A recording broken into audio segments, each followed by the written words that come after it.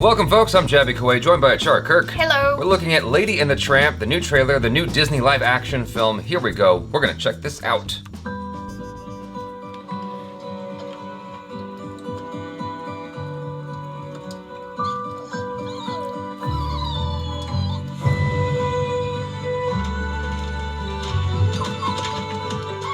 Let me guess. You're like the center of your people's universe, right? Indeed. Well, I've got no leashes or fences. With me, every day could be an adventure.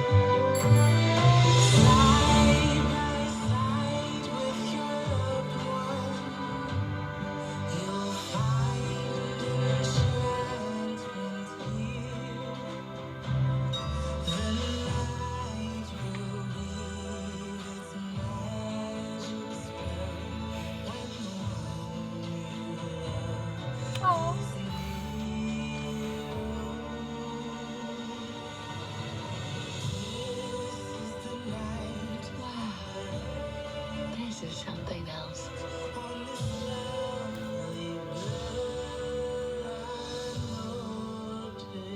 Very cute. I was waiting for the spaghetti moment. I know, they didn't show it to you on purpose. God damn it. I guess we have to wait for the next trailer or something. It looks like this is going straight to video. Yeah, it's going straight to streaming. I think it's a smart choice to do this IP for straight to streaming. I guess they're really trying to push that right now, because I mean, it's about to drop, Disney Plus. And Yeah. so they're doing everything they can to really, get you on there. And that's a great one to move you towards that streaming service. That's something we're all, well, most of us grew up with and are familiar with. And it almost looks like they took the house from Mary Poppins.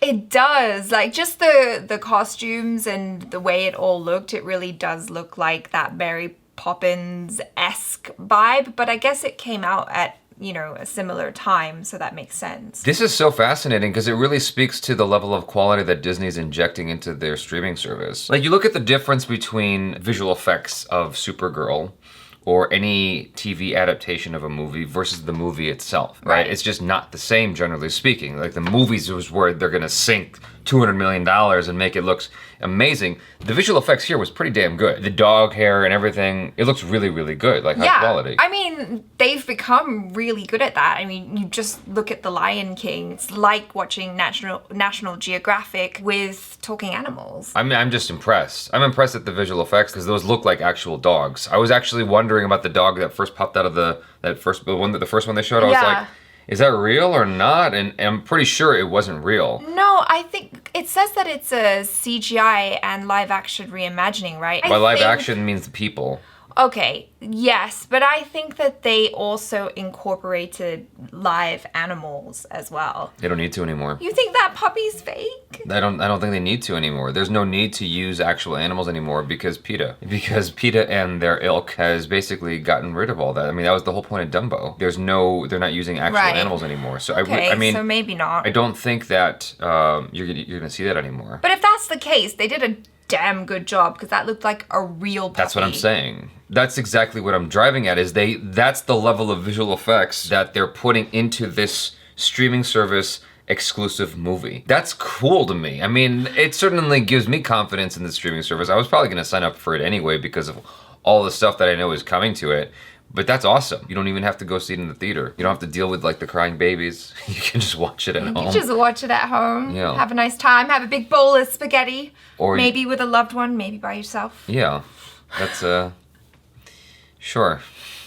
I don't know. Wouldn't it be fun just to do the slurpy spaghetti part during no, just me? Okay.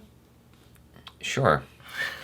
In any case, yeah, it looks like a fun, wholesome movie for the whole family, and it shows you that the Disney streaming service is going to have a wide appeal. There's gonna be stuff for everybody, and I think that's a great thing because you have like the Star Wars, the Marvel, and I mean, obviously, it's catering towards things that have a wider reach. It's not like they're going to be dropping what Netflix drops. They're not going to be putting up anything that's remotely like Westworld or something like. I know that's not Netflix, but like I'm just saying they're not putting that up, right? Right. Yeah. They're putting up stuff that has the very very young to the very old, but is palatable for most audiences. Yeah, I could definitely see this one being something that people who are parents would enjoy, and you can enjoy it with the kids. Because I remember watching this as a little kid and loving it. And it's dogs.